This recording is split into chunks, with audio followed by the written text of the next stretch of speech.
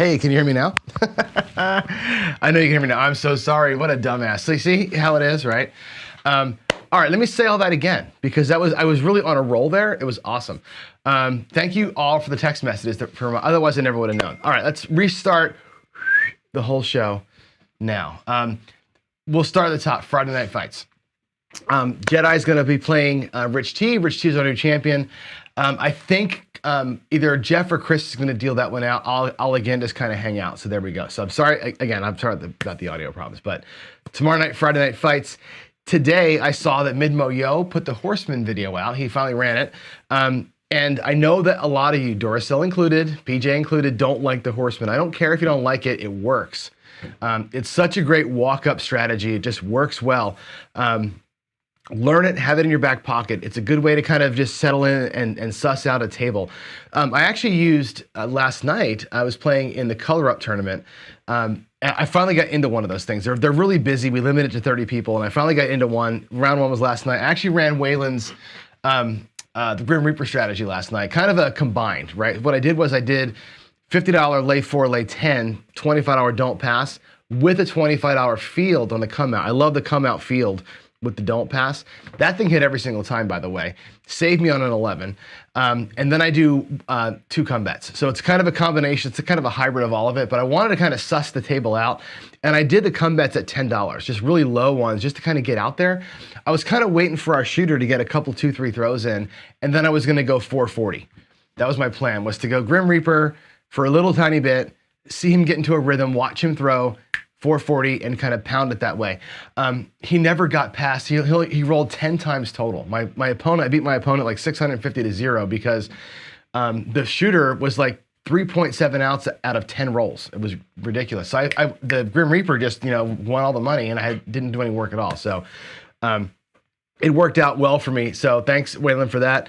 And yeah, so I get to keep playing in the tournament, which is cool. So that's the big announcement. Now, here's the real thing I want to talk about. And I'm glad I've got audio working because this is important and I want you all to kind of come in here and be with me for a minute.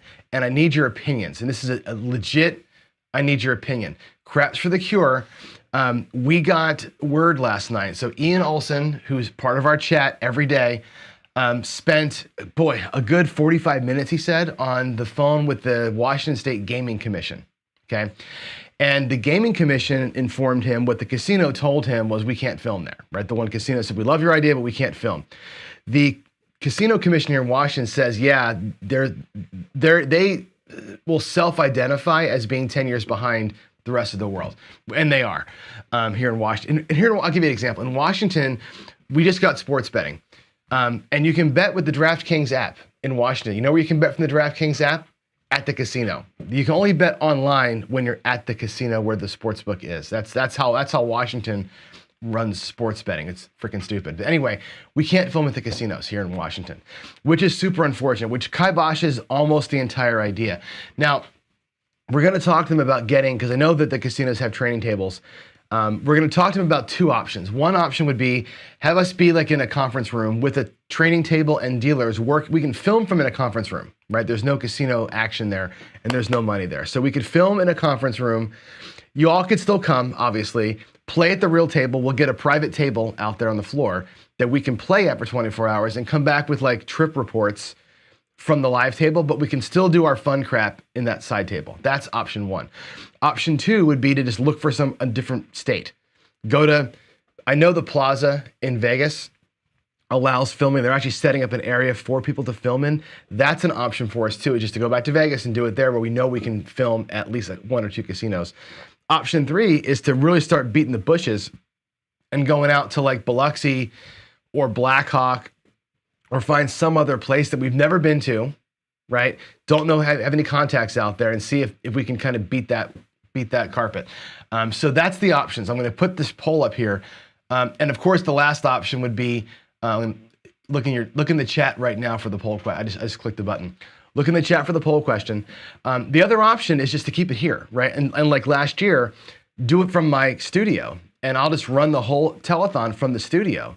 We can still do all the same games. that I've got on here. We can do all the challenges. I can do all the interviews. It'll still be great. It was great last year when we did it. It just won't be live casino play, which is what I was really hoping for to be kind of the upper this year. Now, another option that I will put out there, which I couldn't fit because you only get 4 options in YouTube, is to go to Vegas and do it at Casino Quest. And I know that David would let us have Casino Quest or the school for 24 straight hours. Again, no live money would exchange hands. You just go to Casino Quest and we just do it there. That's an option too. So if that option appeals to you, put it in the chat. Say Casino Quest would be my preferred choice. So there's the options that we've got. Casino Quest, some other city, my house, or Washington in like a conference room. So please vote in the poll and let me know in chat what your actual opinions are. And be as verbose as you want to be. You know my email address, john@procraps.net. You can email me there or leave comments in the video too with your thoughts. I really want your actual brain on this one, right? Like what, don't just say, do it in Washington. Like tell me why one of those places works better for you and what would get you off the couch and into an airplane and come do it with us for real. What I want is for us to do it for real. If it's here in my studio, I can fit 4 people in my living room and that's about it. So it wouldn't be nearly as fun as if we did it someplace. So please let me know what you're thinking. Ian's gonna want some direction on where to start pounding the pavement next on this thing. So we're doing it no matter what. It's just a matter of where now. And we can't do it in a Washington casino live. So yeah, I think old basis, Casino Quest would be great. The only downside to Casino Quest, right, or my house, is there's no live action. There's no actual money exchanging hands. I really wanted to go to a casino, get a private table and play this thing out with y'all and have the casinos match some of the bets and really kind of amp up the donations. That would have been super cool. That was like my dream. And the Washington casinos were down. They were like, yeah, we'll do that. We have to donate money anyway. We might as well donate it with you as part of a thing. We would have really had a cool, I think, amp up to the donations, but that can't happen, right? So Casino Quest is great. David would be awesome. The crew there is fantastic, but again, there's no live money. So anyway, there you go. We can do, yeah, totally charity battles on the tables. All of that is great. I don't know. I wanted the live action. You crave some of that. So it would have been cool. Anyway, Ian's out there. You can drive some of the chat, Ian, and let's see how we can do that. Oh, Big AZ, I'm going to put this up. Checking in from a riverboat in Indiana. You are on like this walk to Mecca, man, around the country. I love what you're doing, dude. If you guys aren't watching this, go back and watch the trip updates that are coming out every day. Big AZ is having some fun and seeing some things that we don't ever get to see. So I think it's real super cool.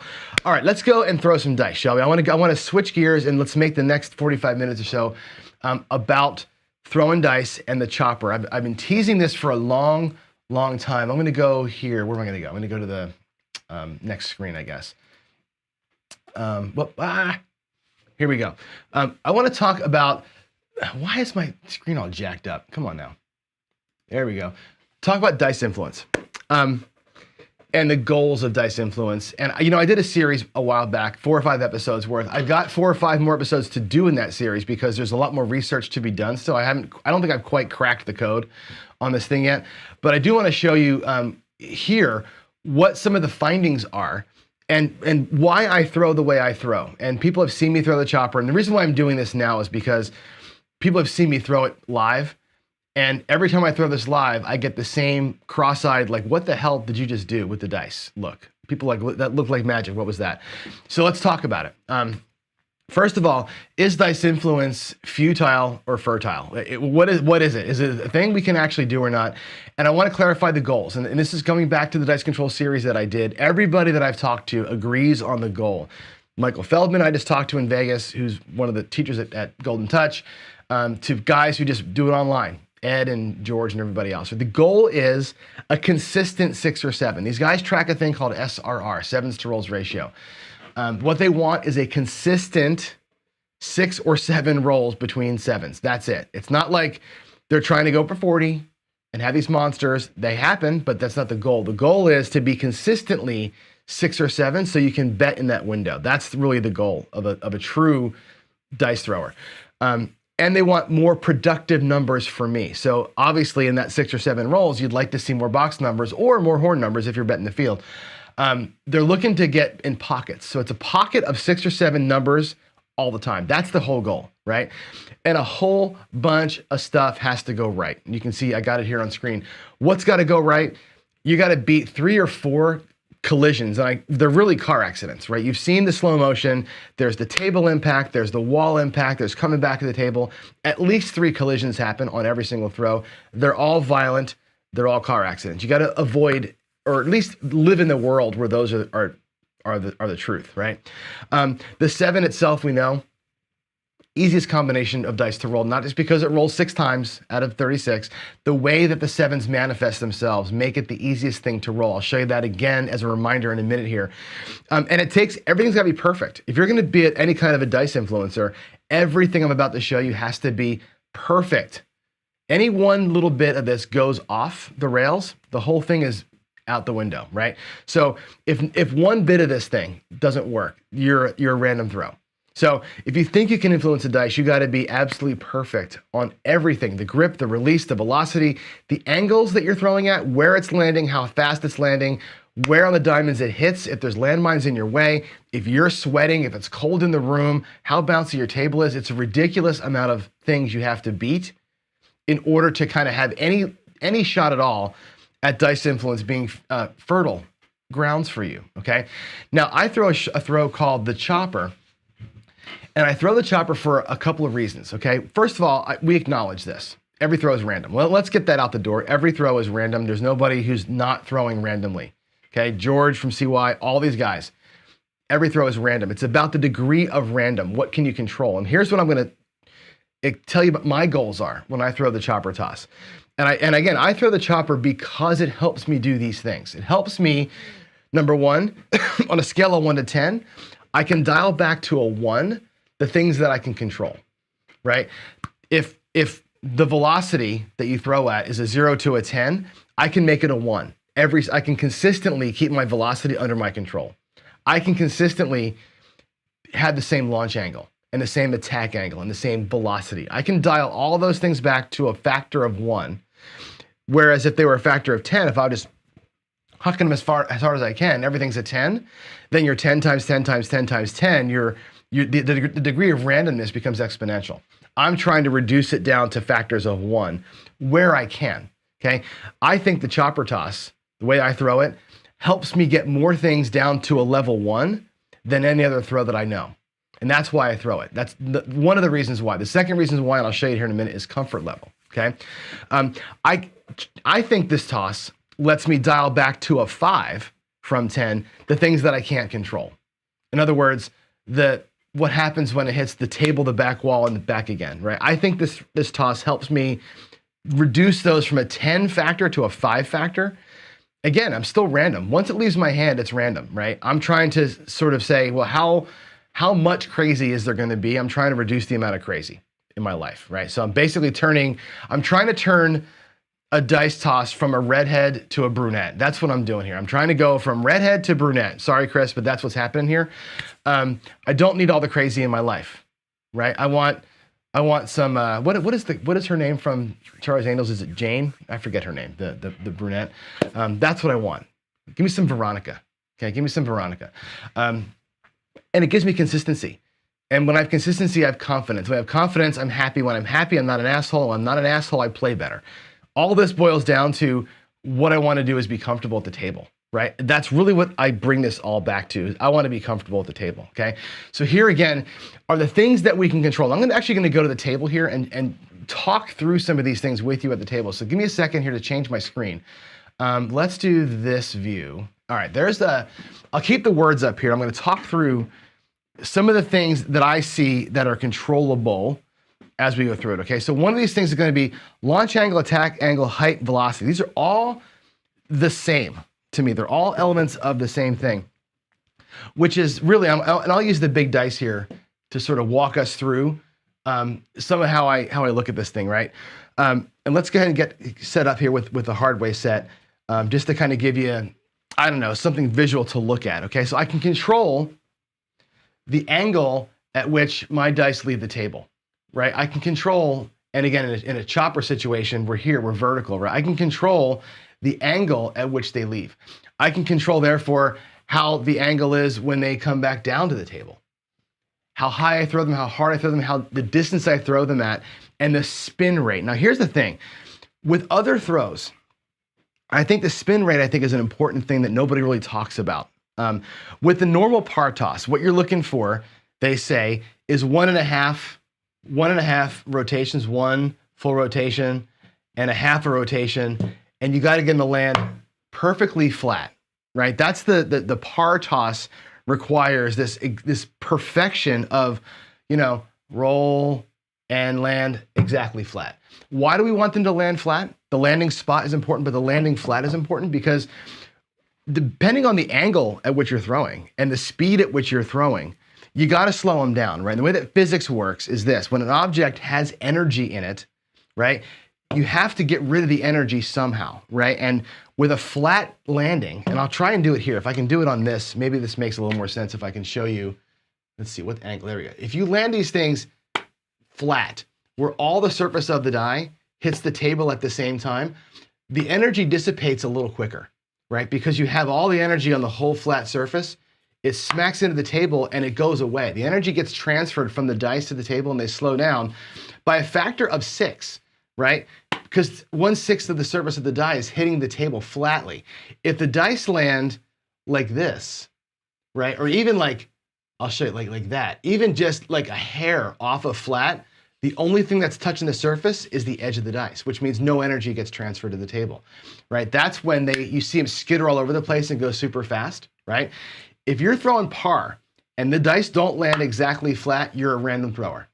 100% random throw. There's zero, you got 0 out of all the practice that you did. If they don't land flat perfectly every single time, if they land like this, or God forbid like that on a point or something like that, forget about it. You're random, right? You got rid of 0 energy. They're gonna hit the wall at an unknown angle. They're gonna bounce back off the wall at an unknown angle, and you're random, right? It takes perfection to throw the par toss, like absolute perfection to throw this toss, to throw the backwards toss.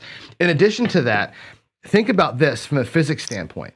The par toss has your dice flying backwards while moving forward. So they're actually spinning in the opposite direction with which they're flying, which means when they hit the ground, something has to happen. They're gonna be actually flying like this, hit the ground, and they're gonna change directions when they hit. There's no way that a thing can spin in one direction, hit flat, and keep going in the same direction, right? They're gonna still move forward, but the rotation changes. They're gonna go from spinning, hitting, and they're gonna go cockeyed. If they're not flat, they're gonna go sideways. If they're flat, they're gonna go back into the wall this way here, right? The par toss has problems, physics problems with it, where the dice, again, are moving one way and spinning opposite. That flat landing causes a car wreck. That's the problem with the par toss. That's why I think it's impossible. From a physics, I've had people who are physicists look at this thing, physics majors look at this thing, go, how on earth does the physics of that work? It doesn't work. Things are going in too many opposite directions for it to work at all. That's why I think that toss has so many problems. And from a physical standpoint, and I'll show you my throwing stance here in a minute. It's a painful throw to make anyway. And it's hard if you think about controlling the velocity, angles, and everything else when you're throwing backwards. When you're throwing in a configuration that your body's not supposed to be doing. Nothing in the world that you do goes in this direction. It's completely orthogonal to the way that the physiology of a person works. So enter the chopper. Okay, enter the chopper. And the chopper, I'll show you with this and with regular dice too. But if we take these dice here, I'm just gonna take my dice, and I set the hard ways and put them up on their ends. Now they're on top of one another, okay? We'll look at it like this on the table. So here's how they hit the table, okay? Like that. There we go, on camera. They're gonna land, be like this.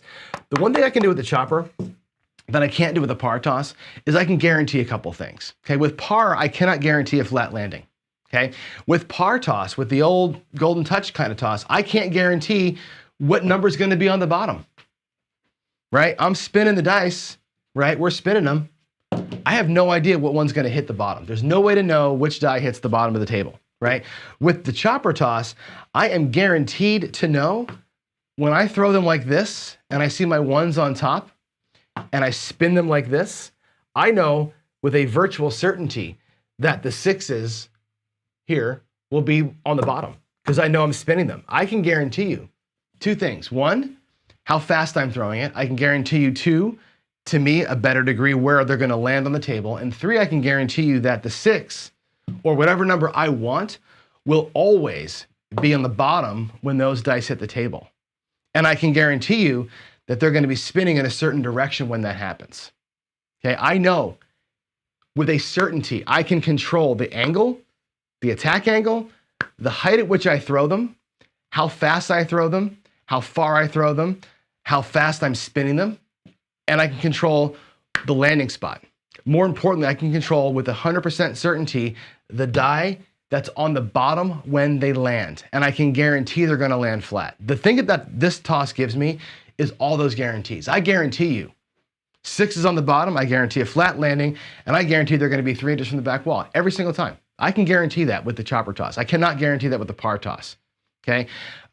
Rarely when I throw this toss do they land cockeyed. I do. I'll screw it up. I'll tell you when I do it, right? Oh God, that was bad, right? And they'll land cockeyed because I leaned in wrong.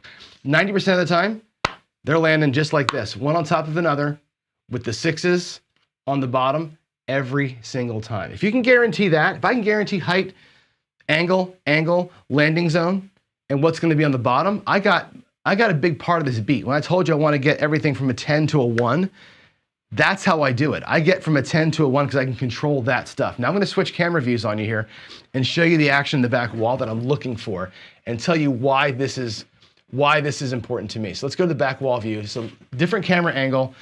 It's not super clear, so I'm gonna try and walk through this. Now again, let's look at a couple of toss types. If it's the par toss and they're spinning backwards into the back wall like this, and we land in here, right? What's gonna happen, they're gonna be spinning backwards and moving forwards, landing hopefully flat, but then they separate and they hit the wall and they're probably gonna spin forward from that point forward. They're gonna change their attitude once they hit the deck. Sorry about that, I'm gonna move my back wall there. With the chopper style toss, here's what we're gonna see. They're gonna come into the wall spinning, and I'll just do one, because I can't control 2 big dice. They're gonna be spinning in this direction. We're gonna hit the deck flat. And it's gonna hit the deck flat and keep spinning. There's nothing to make it not stay in the same direction, right? Par toss, because you're moving forward and spinning backwards, you're gonna have a direction change. With this toss, they're spinning the whole time like this. When they hit and they skip, and they're gonna skip off the surface like you skip a stone off the water, right? It's gonna hit, it's gonna skip and keep spinning. It's gonna hit the wall. The wall's not gonna change that either. When it hits the back wall, it's still moving forward, it's still spinning, and what you see all the time with this toss, it hits the back wall and it keeps on spinning off the back wall. People who watch me throw this throw ask me all the time when they're on the end of the table looking down, they say, how on earth are you keeping the same die visible the whole time? They're watching this thing land on the 1, hit the wall, and land again with the 1 still showing. I get with the chopper toss a guarantee of the 6 hitting, of it hitting the wall, and the 6 hitting a second time.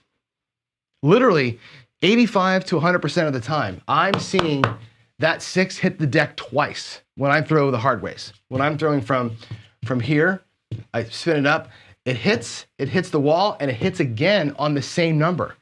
Tell me you can do that with the par toss. Tell me your par toss can hit the deck, hit the wall, hit the deck a second time, be spinning in the same direction, and guarantee that the one you want on the bottom is still there. That's the chopper.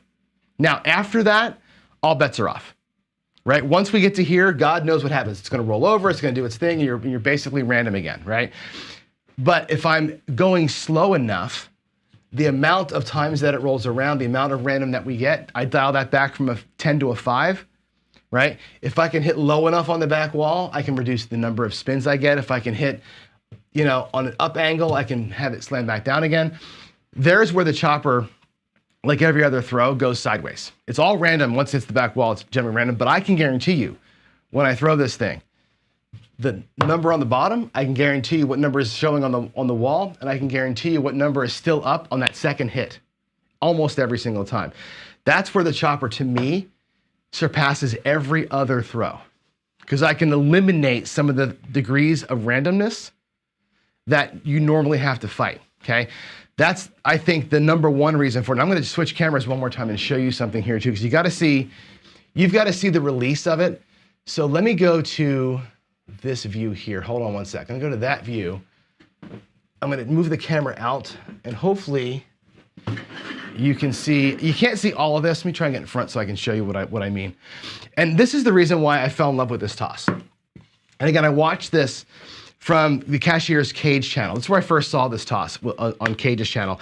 And he's kind of the curator of this thing. He's been carrying the torch for the Chopper for a long time. And he'll tell you, just like anybody else will, that this toss originated as a way to cheat, right? Back in the old dice games, this toss was initially a way to spin the dice so fast with the curved edge dice that you've all seen, like the Monopoly dice, where you can make them spin in place almost and never have them roll over. It's actually a way to cheat. He's adapted that toss to the tables. I've taken it a different direction. I'll show you the difference between he and I. Now here's the thing. When you throw the par toss, let me get another set of dice here. And again, here's personal to me. I'll get the par toss set up, right? You got your dice, and again, I know you can't see, but here's the configuration. Your arm is basically straight. The back of my hand is pointing at the wall, and you're gonna go straight out, right? That's the typical thing. Well, I've had 3 shoulder surgeries on this arm here. So this motion, having my wrist turned this way, rotates the rotator cuff. And for me, that's very painful. And I actually have a limited range of motion with this arm. I can't do this very well, it hurts for me. The Chopper though, check this out. Instead of being backhand with the wrist turned, you attack the Chopper straight down like this, and my wrist is actually pointing, my wrist points across the table. So when I grab the Chopper, the back of my hand actually points at the dealer in front of me, which means when I throw it, look at the difference in the arm angle here, right? My arm, I'm not rotated like this where the rotator cuff hurts. For me, my wrist, the back of my wrist here, instead of the back of my hand, the back of my wrist points to the back wall. I'm gonna get over here, this way here. There we go. So the back of my wrist points to the back wall the whole way through. My fingers are always pointed at the dealer. So for me, range of motion wise and pain wise, that's the biggest win for me. You talk about being comfortable when you throw. This to me is very uncomfortable. When I'm backwards like this, and my arm is like that, and my wrist is rotated, again, towards the back wall like this, that right there actually hurts. So for me, the fact that my wrist can be pointed straight at the dealer when I throw it, like that, I never ever turn my hand like this, and I don't get the rotator cuff pain. So for me, when I found this toss, like, oh my God, I can throw without pain. And this, even when I'm just regular throwing, it hurts, right? So that's, to me, the 2 biggest wins for me that I got out of this toss were 1, all the controls that I get, and B, a lot less painful motion because of my arm. So that's sort of like, again, the genesis of where it came from. So let me zoom back in here and show you the grip and all that stuff, and I'll get back to you with where I do it. The table, there we go. Not that one, we want the table with the keynote. All right, let's look at the grip closer. And again, I'll set this up with you.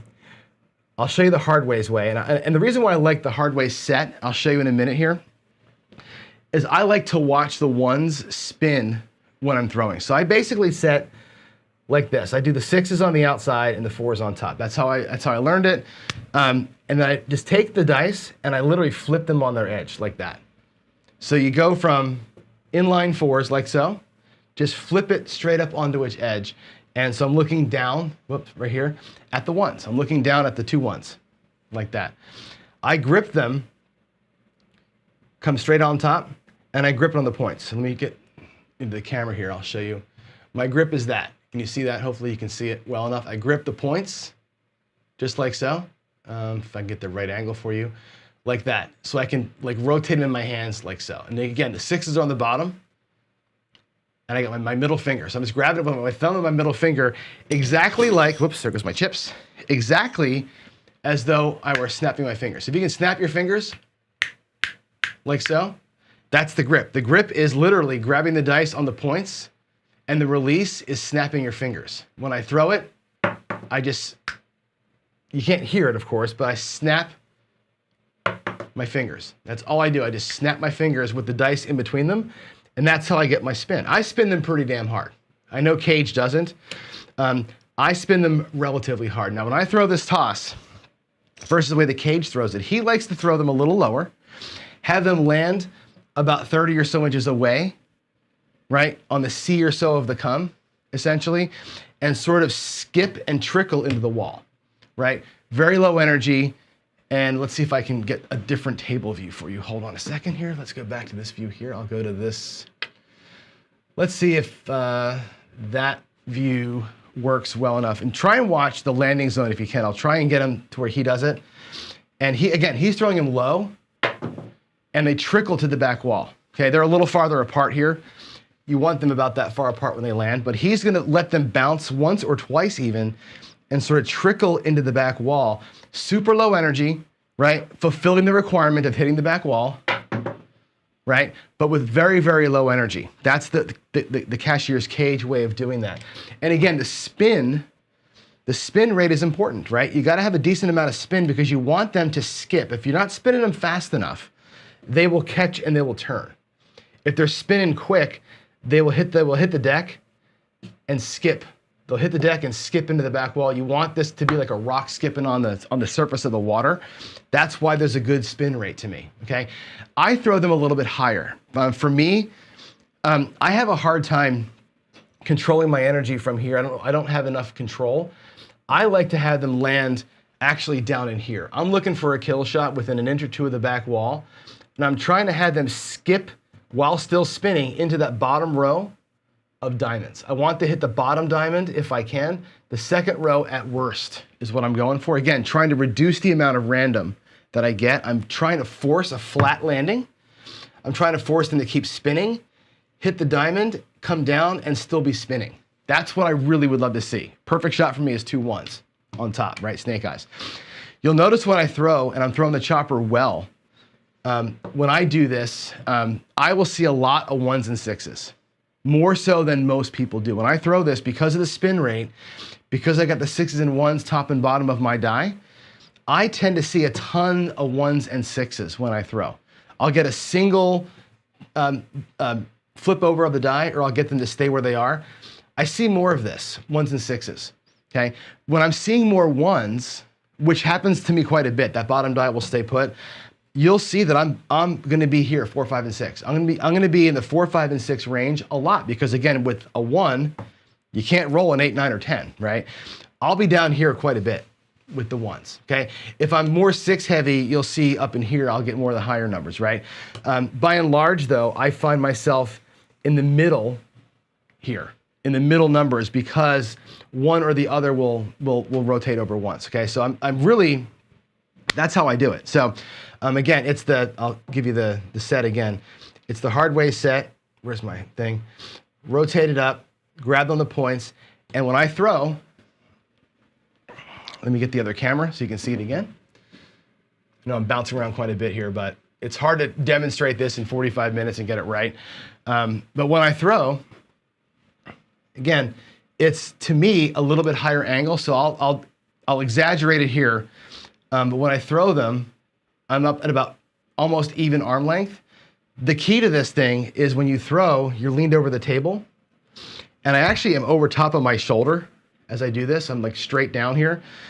You gotta make sure that they are flat when they leave your hand. They spin flat so they land flat. If you get your angle where you're here instead of here, right, you end up with this. Let me get the, I'll go over here. Right, so if you don't throw them straight up and down, they won't land flat, right? If you throw them and your angle is jacked, they'll land on the corner, and that's when they go sideways on me. So whenever you see my throws go and they split and they go completely cattywampus, it's because they didn't land flat. If they don't land flat, you're gonna get this and this, and they're gonna go sideways, right? So land them flat. I like a higher angle. I like them to come down flat and land hard. So if I do this from here, it's gonna be hard for you to see but try and watch if you can. I like them to land up right at the back wall, like right at the very, very base of the back wall, and hit right into it. And again, I'm too close here. I'll be back here normally, a little farther away. So this is about 9 feet away. And I can control almost exclusively where they hit on the table. And that's what I'm looking for. So there's my, look at that. If you can see it right there. Well, you can't. Let me change my camera angle so you can see what I just did. Let's go to the table with Keynote. That's what I just threw. That throw right there was literally 2 ones because they hit the back wall and smack dead died, both die up. That's what I look for. That's to me, that's a perfect toss, right? And I get that more often than you probably think I do when I throw this way. So that is my take on the chopper, right? It's definitely, for me, it's a hard way. And again, I'll either throw the hard ways with the 1s up, or my preferred way is with a 9 up. So it's a 1 on the bottom and a 4 on top. That's my preferred set. For me, just comfort level seeing it. I like looking at the 4 spinning in the air. I like looking at the 1 in the air too. Ultimately, what I'm looking for is that flat sound. I want that landing to go smack, and I want them to hit that back wall and go literally nowhere. Look at that. I mean, it's a 7, but if you can see those die, I guess I can't. Well, I'll change cameras so you can see how they landed. I want you to see this. This is an important piece of this thing. Those die landed, it's a 7, and it's okay of that, right? But they're touching still, and they're only about 1 inch from the wall, right? And that's what I'm looking for, is to get them to where I'm in such control of where they hit and how much energy they got off that back wall. That's what I want, right? So let's go ahead and I'll set up again. I'll do another couple throws here. Give me a second here. Here we go. There's a 6 and a 1. And again, the result is one thing, but I'm looking for 6s and 1s, right? I want to see lots of 6s and 1s. That tells me how I'm throwing, right? I can adjust one of them, right, just by moving them around on my hand. But when I'm seeing 6s and 1s and I'm seeing them close together, that's really what I care about. Again, you can't control the outcome. You can control what you can control, which is how hard you're throwing them, how high they are, where they landed, and how they landed. That's all I can control. After it hits the back wall, it's in God's hands. That was a terrible throw, but it's a 3-1-4. That throw landed here, out here, instead of back in here. Again, I'm talking and trying to do it all at the same time, so it's not perfection like I'd like, but that's sort of what I'm looking for when I throw this thing. Hope this is all making somewhat decent sense to you. And here we go. Let's do one more. Hit the back wall directly. 6-5 yo.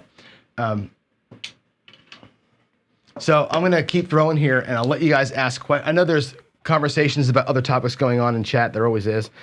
But if you got a specific question or something you want to see me talk about with this, please ask. There's a perfect throw. 5-1. That's another 5-2-7. But look at how nice those things landed. Right? Hit the wall. They were still spinning in the air, and they landed exactly flat again. Right? It's got the extra rotation off that one die, but who cares? To me, it's about the action off the wall. That's what I care about, is that wall action. Another couple tosses in here.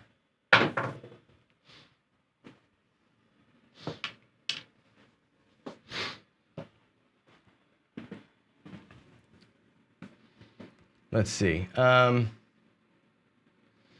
looking for anybody else that's asking questions. If I just do I'm going to just do a PC in front of it so I can find them. Otherwise, there's a million chats in there. Let's see. Do a strategy roll with a choppy toss. Yes, absolutely. I will definitely do hopping bets with a choppy toss. Oh my gosh, no. I'm not I'm not a hop better. I don't get into that kind of a groove. Now, if you are getting into the groove though, Duracell, and I will answer this question. Excuse me. If I am seeing a preponderance of a number, like let's say, for example, let's just pretend. Let's go back to the hard way set, right? If I'm throwing the hard ways and I'm here and I'm seeing a 1. Oh, you can't. I guess I got to go here. There we go. I'll put it here, I guess. If I'm seeing a 1 show up, let's say that 40% of the time when I'm throwing it, my bottom die is staying put and I'm seeing a 1. that might not be the worst time to hop stuff that have ones on them, right? If your dice are working for you that way, right? If they're not working that way, that would be a dumb move to make. But I can totally see why your question was asked. That's an important thing to kind of keep looking at there. So I'll keep throwing here while we see questions. Yeah, so Vince is saying this, and a lot of people say this, right? It's just everything's random, right? I'm not disputing that. Everything is random.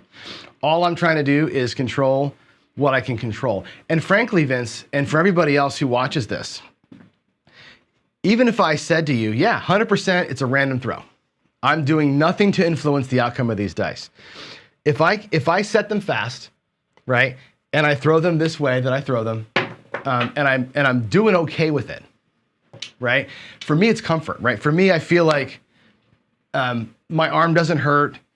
I feel like I'm doing something good, and I'm just kind of in a groove, in a rhythm. Then there's no harm, no foul to it, right? As long as I'm not saying I'm a great thrower and I'm going to bet 640 across every single time, right? There's another one on the bottom. The bottom die, again, you can see here, the bottom die stayed put. Hits the wall and stays put on the one. That happens to me a lot. That bottom die will stick on the one so often. But yeah, it is all random. I had no dispute there. It's about controlled random, and it's about, again, comfort for me throwing the dice. And I like to be in that good zone. Another one. That bottom die, again, stays on the one. The top die is kind of hitting high on the back wall and becoming something different. But the bottom die, there's 3 throws in a row where the bottom die was a 1. And again, that's a thing that I actually see more often. I haven't documented it. It's just kind of seat of the pants feel, how I see these things working out for me, okay? 3, 2, 5, that was a pretty good throw. This one here came off a little too far, but they're close together. All I want is good action back there, right? So there's that. Let's see what else is being said here. Am I twisting my wrist deliberately to give the rotation? No. I'm going to put that up there. So I'm not twisting my wrist. I'm going to try and go back to the other camera. It's hard. I know it's hard to see. If I go to this view here, let me get these dice out of the way for you. And again, right now I'm close. I'm only 6 feet away here. Not on my regular throwing station, but when I throw these, let's get these things set back up. My wrist stays basically true the whole way. So I'll be, my back of my hand points to the dealer. Look at the back of my hand. And when I throw it, right, my back of my hand is still pointing at the dealer. If I take a step to this way here, you'll see that as I'm here. So it's, again, I don't fit on camera very well, but when I throw it, it's that. It's literally that. Sometimes my hand will end up like this at the end because just, momentum will take your hand and your wrist will twist, but I'm not twisting it on purpose. I'm literally just going like that. You'll see that my hand ends up with my fingers having done the flick motion. That's it. That's the entirety of the throw, like that. Yeah, right. You could pay me to teach the role. That's funny. The casinos don't give a shit. They really don't care if you're trying to do this kind of stuff. They know. They got the back wall, right? If there's no back wall, then it's all fine, right? It's all fine and good. There's a back wall there. Like I said, I can control up to the second hit. I know that I can get to, oh, sorry, you can't see me. I know that I can get to where the second hit the table, hit the wall, hit the table. I'm still seeing the dice I want to see. I can get to that point. That's actually pretty cool. And that's, more than anybody else can probably say as we do it. So what else do we have here? I do not want them to land stacked. That's the other question here. They should separate, right? The way that Cashier's Cage throws it, again, they're going to be, he says keep them married, which is true to a point, right? But when you throw them, there's no way to not have them separate a little bit. One is going to go a little bit ahead of the other one, and that's okay. They're going to kind of follow each other in. And when I throw them, they end up going sideways by about 1 die. So they fly side by side in the air sideways. If they hit in the air, forget about it, right? Once they kiss, all bets are off with everything. So, Vince, I don't know your Hollywood toss. but maybe you could show it to me. I don't know. I like to experiment with this stuff. You know, to me, it's fun to look at the physics of it. And like, as another example, the toss, that's the forward spin toss is fun too, right? The forward spin toss where you roll them like a bowling ball and they just tumble into the back wall. Like, you know, no, you can't see. Let's go back over here and look at this again. Back wall camera. The rolling toss or the forward spin toss where you literally, again, grab the points and bowl them like forward, and they just kind of roll into the back wall and they kind of steamroll, pile drive into the back wall. Again, the momentum of the dice is interesting to me. The physics of the rolling dice, the chopper where they're spinning in a direction and moving forward, the forward spin where they're spinning forward and moving forward changes the action off the back wall. The par toss where it's all going backwards and forward at the same time, that's a shit show. That's why I think the par toss is bullshit. And I will tell anybody who listens to me, that toss doesn't work because you're moving forward and spinning backwards. The best thing that can happen is that they die right here. What happens almost every single time is the car wreck that you see in slow motion, because they're going to be going, spinning and moving in opposite directions. They're going to hit and they're going to scatter. There's no way for them not to scatter when they hit. The way that I throw it, when they're spinning and they hit while they're spinning in that same direction, it's the exact motion that you see when you throw a rock on the water. They skip and they're still spinning. They hit the wall and they're still spinning. They come down and they're still spinning in the exact same direction with the exact same configuration. That to me trumps anything you can do throwing with a backwards rotation. The backwards rotation to me is the what's the word? Not the secret sauce, but that's the snake oil. You can't stop the dice with any kind of control throwing them backwards. I don't care what you say. That's the way that I see it. From a physics standpoint, I've broken these things down in slow motion so many times. This toss and the forward spin toss are the only ways that you have any measure of control over what die is on top and bottom when they hit the wall. That's it. That's my story. I'm sticking to it. It works for me. Folks who have played with me have watched me throw. They've seen me average 10 plus the way I throw it this way here. I'm not going to ever be a monster thrower. I'm not going to typically be a 0.7 out guy. That's just the way that it goes. So for me, that's how it works. I've been doing this for a while. And again, I learned it by watching Cashier's Cage's channel, breaking down what he does. And I watch his videos at like 1/3 speed to try and break down how he's doing it because I'm a student of it. Excuse me. I'm a student of this stuff. And I think it's fascinating. A, that people try it. B, that people think it can be done. And C, watching the physics of it. You know me, I'm a student, right? I like to watch the physics. Whether it's possible, no idea. I can tell you that I like to believe it's possible, so I try it. And I know that I can control those things at the top there. I can control how high, how far, how hard. I can control what shows on the bottom, what shows on top. I can control 2 or 3 of the collisions that happen. I can control all that stuff with this toss. It doesn't cause me any shoulder pain because of the way that my wrist is rotated, and it makes me happy to throw it. And when I'm happy, I'm fun to play with. And Ian will tell you, I'm kind of a fun guy. That's how we do it. That's how we do it. Where do we lose control? Right there. I told you, we lose control on every impact. Hit the table, hit the wall, hit the table. Keep rolling. You're random at that point, right? If you can have the energy control to have those 4 impacts not be so hard, you have a shot at maybe avoiding the 7. Maybe you have a shot. I'll take my chances in a 10-mile-an-hour car accident versus one on the freeway. Let's put it that way. There it is. That's my talk on the chopper. That's how I throw it. Again, I know that Cage throws it a little lower. He throws it with more skip to it. I throw it a little higher. I'm trying to get that smack and control the spin into the wall. To me, the physics of the high velocity spin work for me. And that's again, the way that I throw it. So hope that answers all the questions about the chopper. I will do this as often as you guys want. I will break it down more. I don't have a good setup in here. I set my studio is set up for betting. So my cameras are up top so you can kind of see the tables from the top and the angle. It's not at all set up to show grip I'm not at all set up to show velocity or height or anything else. So for me to show you the toss like George would do or like Ed would do from Roll to Win, I'm not set up for that yet.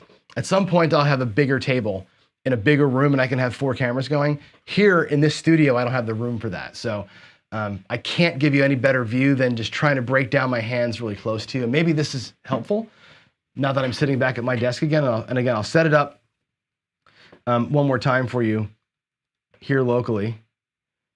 There it is, super close, right? There is the toss, again, on the points right there. I grab them. It's hard to like get the, there we go. I grab them on the points. See how I got the points grabbed?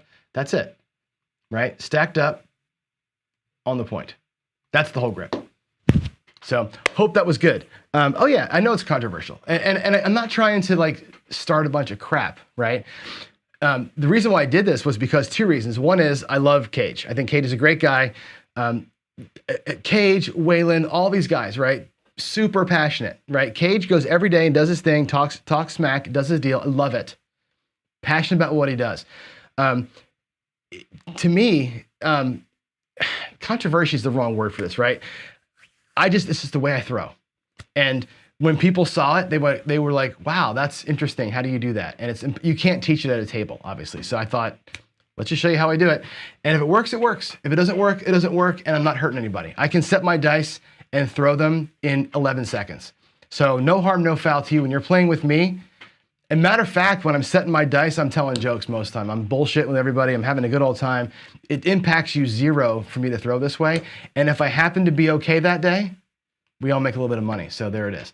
I'm glad that you enjoyed the show. Hopefully what I said there makes a little bit of sense and inspires you to want some more. If you want more information on this, I'll link you to Cashier's Cage's channel. You should watch him play.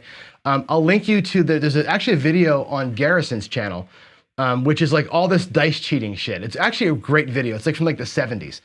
And it's like all these guys showing like how they cheated, the dice throws back in the day before there was like a back wall, like how the old like street craps guys cheated. And you'll see the genesis of the throw, like where the helicopter toss came from was those days. They actually used to hold it like in their hands, like this. They would hold it like that and sort of flick it like this the old days. So again, the theory, the physics of it made sense until there was a back wall. The back wall fucks everything up, and it is what it is. So, all right, guys, I think it's 9 o'clock. So as I'm throwing now, when I say I'm doing the chopper, when I tell you, by the way, in the mornings, they're stacked and they're spinning, now you know what I'm doing. I'm stacking them and I'm spinning them. My 4-roll challenge in the morning, usually I'm doing some of that without ever having warmed up. So my velocity's bad, my angle's bad, everything's jacked up. That's why I throw so shitty most of the time, but it's fun for me. All right, y'all, there we go. You guys have a great day. What is it, Thursday? Tomorrow's gonna be fun. Tomorrow I'm gonna do a little bit of team play. I got this plan. It's basically the YOLO strategy that I've shown you before. Chris from Sideshows run the YOLO.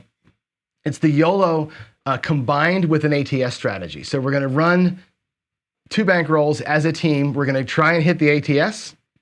We're gonna try and hit the YOLO. We're gonna try and buy in for a few $100 and walk out with 10 grand. That's gonna be the goal tomorrow. So Friday Follies tomorrow is a strategy that I would actually play. I would actually play it. So there it is. There it is. The very, very Garrison. Okay, well there's some hate Garrison's way. The video that I'm going to show you from Garrison's channel is not a Garrison video. It's one that he posted. It's like a VHS video from like the 70s of guys throwing the cheers. It's interesting. Yeah, your opinions of Garrison are your opinions of Garrison. That's not why we're here today. But the video that I'm going to show you from his channel is fantastic. You should totally watch it. All right, guys, let's get out of here. Have a great day. If you want more, I will show you more. Just ask for it, and you got it. If you want to see more of this, great. If you want to tell me you're an idiot, I'm unsubscribing because you talked about dice control, God forbid, then it was nice having you as a friend, and I'll see you next time, right? So I'm sure it's not going to happen. We're having fun here. And there it is. All right, guys, you have a great Thursday. I will see you tomorrow morning for Friday Follies. I cannot wait to do this. Hopefully, everybody give me some love that tomorrow we hit the ATS. If I hit the ATS tomorrow, it's going to be this great celebration. I've never gotten a Friday Follies strategy to work, really, tomorrow's going to be the day we do it. Tomorrow we're going to hit this damn thing. It's going to be super fun. So there you all go. Have a great day. I'll see you in the morning. Happy Thursday. God bless all you guys. Bye-bye.